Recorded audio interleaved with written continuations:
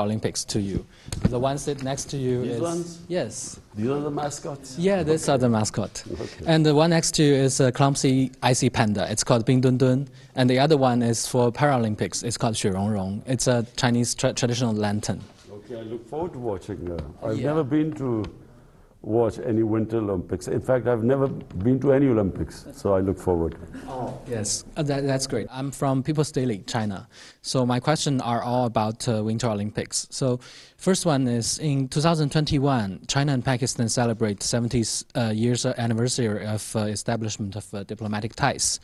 And for now, you are also going to attending the opening ceremony of Beijing Winter Olympics Games. So this is another major event in the development of bilateral relationships. So how do you evaluate the high-level development of PakChina relationship? Look, the relationship between the two countries has just got stronger over a period of time. And one of the main reasons is that feeling in Pakistan is that China has always stood with us in our times of need.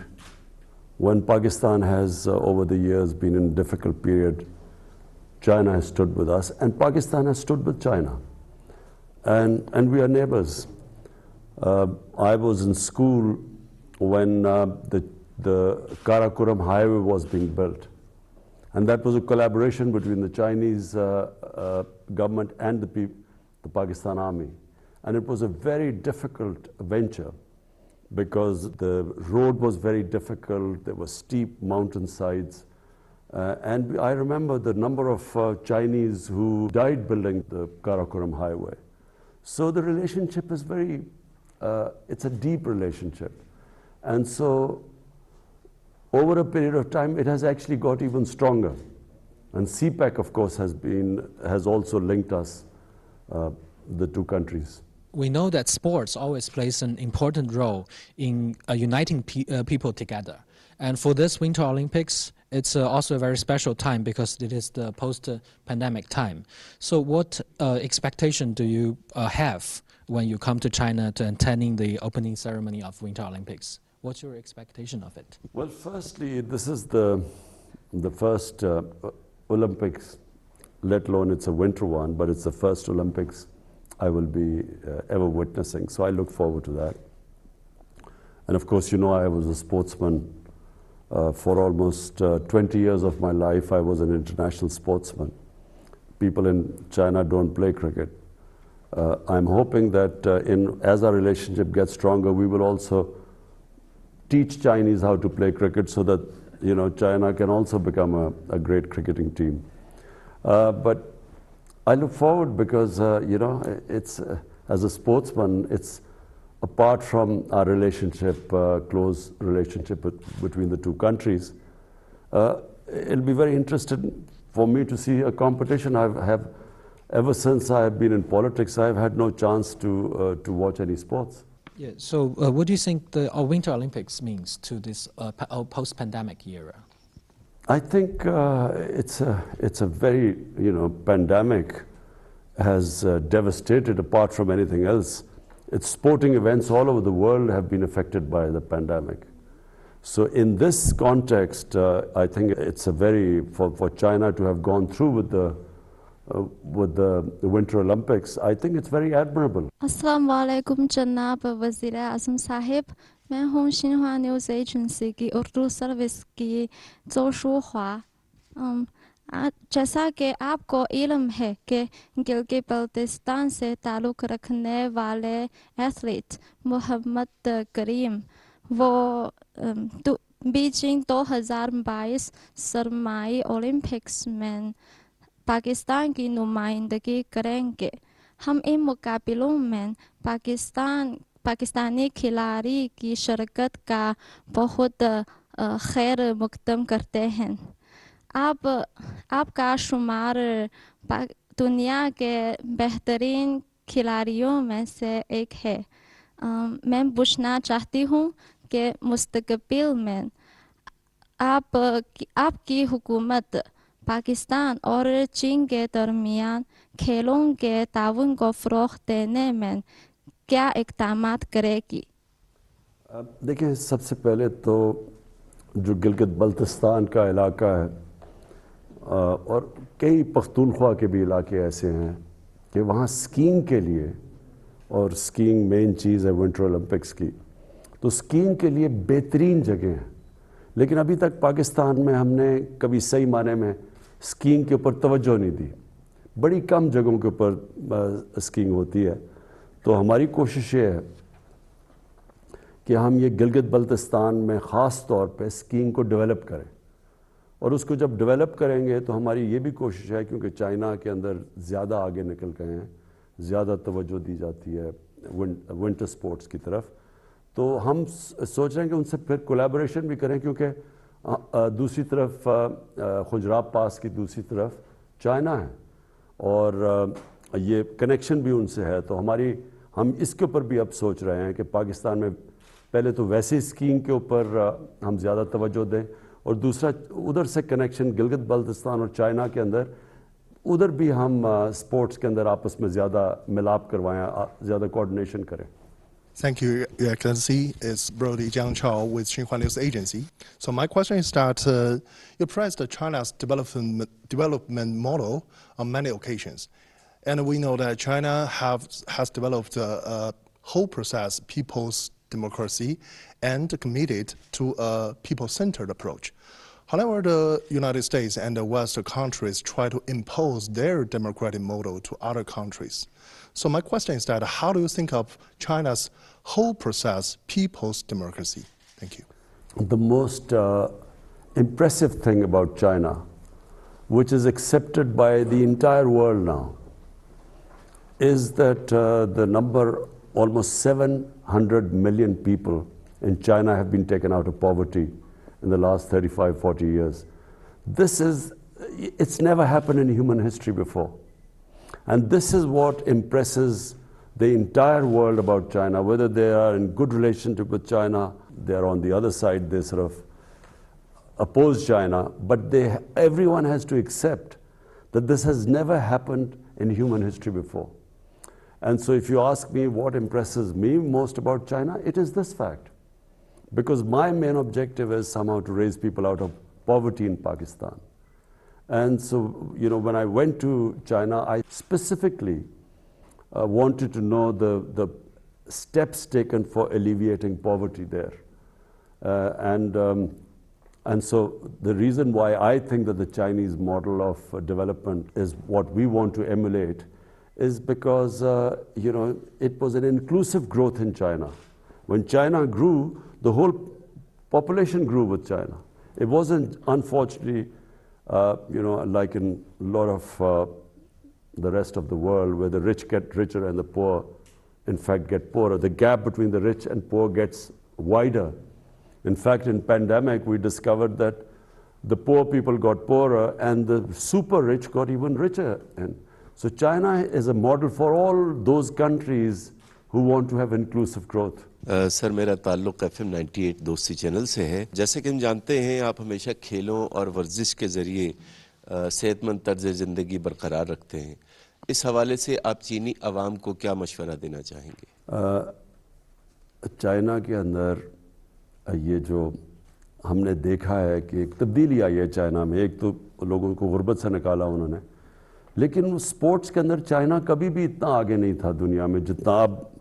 پچھلی 2-3 Olympics میں China کی performance بہت impressive رہی ہے. تو اس سے واضح ہوتا ہے کہ وہاں بڑی توجہ دی جا رہی ہے اب سپورٹس کی طرف اور فٹنس کی طرف. دوسرا میرا سوال یہ ہے کہ حکومت پاکستان ملک کی ترقیاتی حکمت عملی کو جیو پولیٹکس سے جیو اکنامک کی طرف منتقل کر رہی ہے.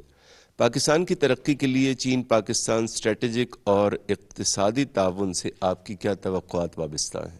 دیکھیں، چائنا نے غربت کم کیسے کی؟ چائنا نے غربت ایسے کم کی کہ انہوں نے اپنی اکانومی کو گرو کیا. جو گروتھ ریٹ جیسی جیسی ان کی بڑھی، تو انہوں نے اس گروتھ ریٹ سے لوگوں کو غربت سے نکالا. اگر آپ نے غربت سے لوگوں کو نکالنا ہے تو جب تک آپ کی اکانومی گرو نہیں کرے گی، ویلتھ کریشن نہیں ہوگی، تو آپ کے پاس کدھر سے پیسہ آئے گا نیچے سے لوگوں کو اوپر اٹھانے کے لیے؟ تو چائنا نے یہی کیا کہ انہوں نے اپنی اکانومی کے اوپر توجہ دی، لیکن گروتھ کو پھر جب ان کی دولت بڑھی तो उन्होंने ये नहीं किया कि वो थोड़े से लोगों के पास पैसा चला गया फिर उन्होंने वो नीचे दिया। तो हमारी भी यही कोशिश है कि जब हम जियो इकोनॉमिक्स की बात करते हैं तो हमारा मकसद ही ये है कि अब जोर हमने देना है अपनी इकोनॉमी को बढ़ाने के लिए।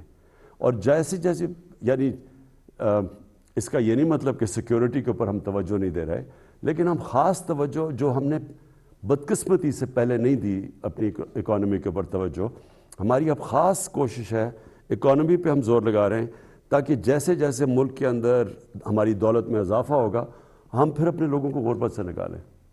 I'm Shifu Hao from Economic Daily. And my first question is, now as the new phase of CPEC development focuses on encouraging business and benefiting local people, what is your government going to do to facilitate it? What do you expect for the sustainable development of CPEC? And any expectation for more cooperation on renewable and clean energy? Thank you.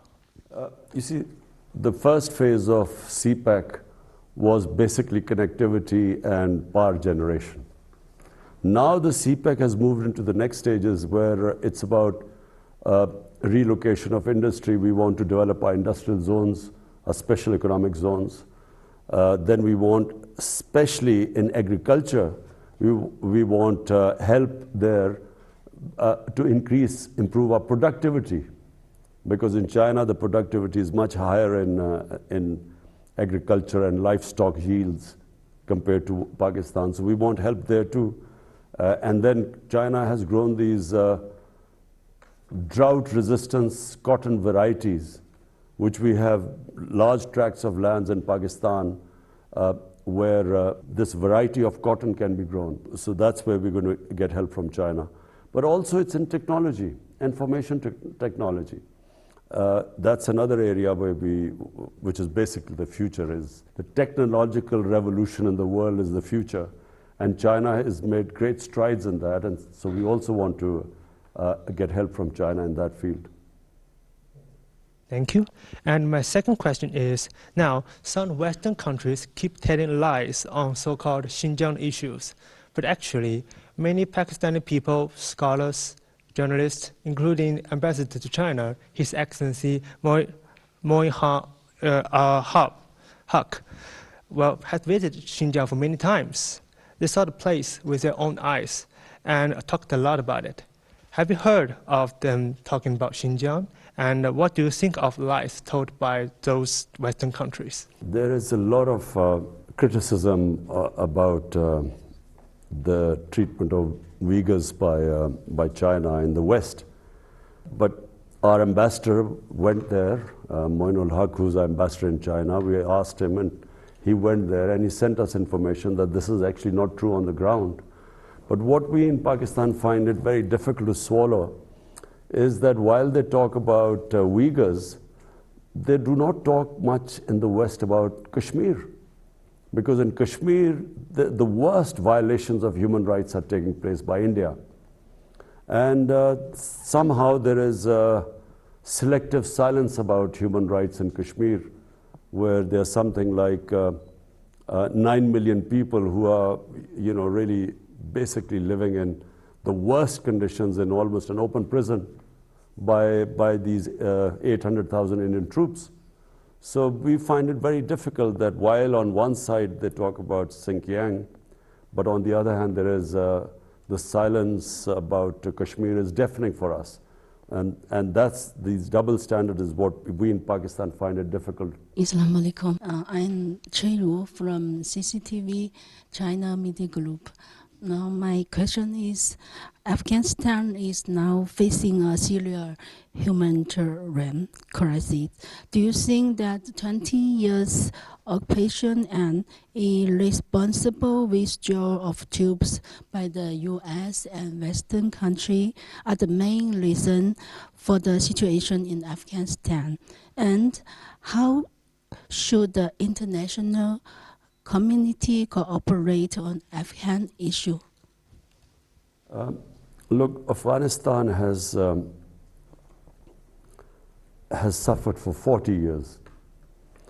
And it's always because of outside countries who have made Afghanistan into a battleground.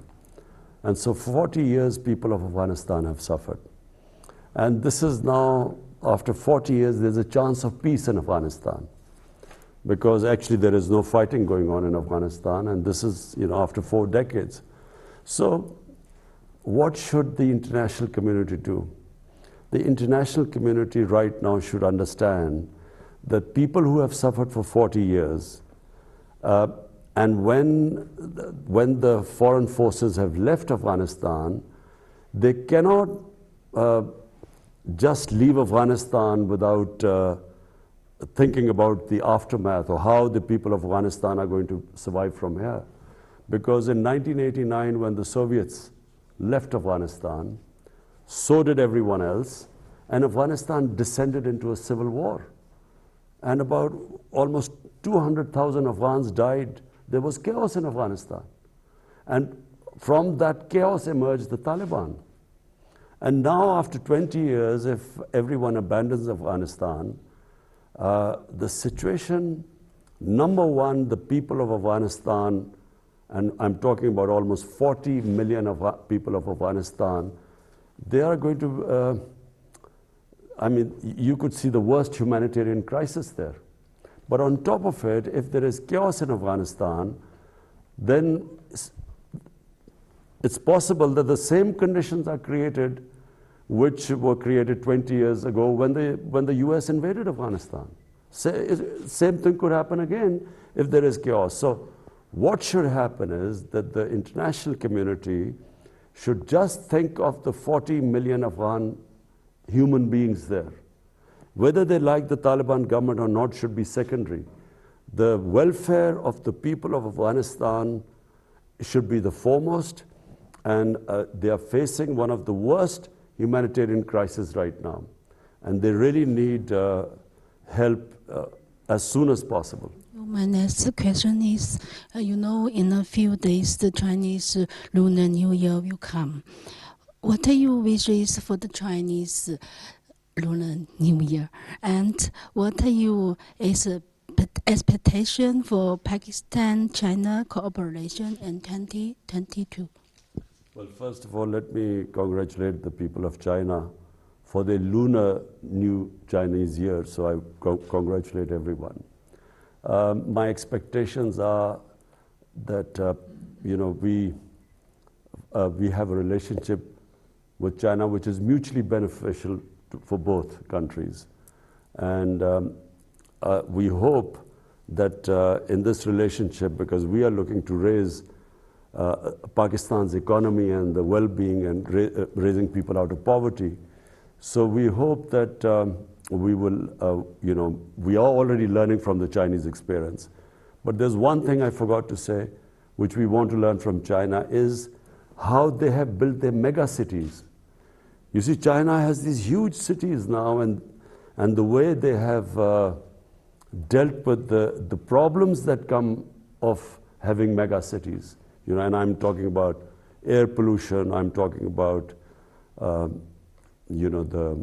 the waste disposal. It's a science to manage a huge city. So unfortunately, our cities are growing at a very fast rate. Pakistan is urbanizing at one of the fastest rates. So we also hope to learn from the Chinese experience how they have coped with their urban development. Your Excellency, Mr. Prime Minister, as Cui said, our Chinese Lunar New Year of Tiger is coming soon. So we hope you can also express your best wishes to our Chinese audience. मैं China की आवाम को China का जो lunar new year है, मैं सारी कौम को पाकिस्तानियों की तरफ से मुबारक देता हूँ. शुक्रिया. शुक्रिया. Okay ji, thank you. वज़ीर-ए-आज़म इमरान खान चीनी मीडिया को खुसूसी इंटरव्यू दे रहे थे, जो कि हमने आपसे शेयर किया. आपको बताते चलें कि उन्होंने कहा कि पाकिस्तान और चीन एक दूसरे के बुरे वक्तों में एक दूसरे के साथ खड़े हुए हैं. दोनों मुल्कों के आपस के ताल्लुकात बहुत गहरे और मजबूत हैं. उनका कहना था कि चीन हमारा पड़ोसी और दोस्त मुल्क है. हम चीन के लोगों को क्रिकेट भी सिखा देंगे ताकि चीन बेहतरीन क्रिकेट खेलने वाला मुल्क बन जाए. उनका कहना था कि वफ़द के हमरा अपने चीन के दौरे का मुंतज़िर हूँ. चीन के साथ हमारे 70 साल पुराना تعلقات ہیں. انہوں نے یہ بھی کہا کہ سی پیک نے بھی دونوں ملکوں کو قریب کیا ہے. ان کا یہ بھی کہنا تھا کہ پہلے اولمپکس ہوں گے جن میں شرکت کروں گا. افغانستان نے 40 سال مشکلات برداشت کی. افغانستان میں دیر پا امن خطے کے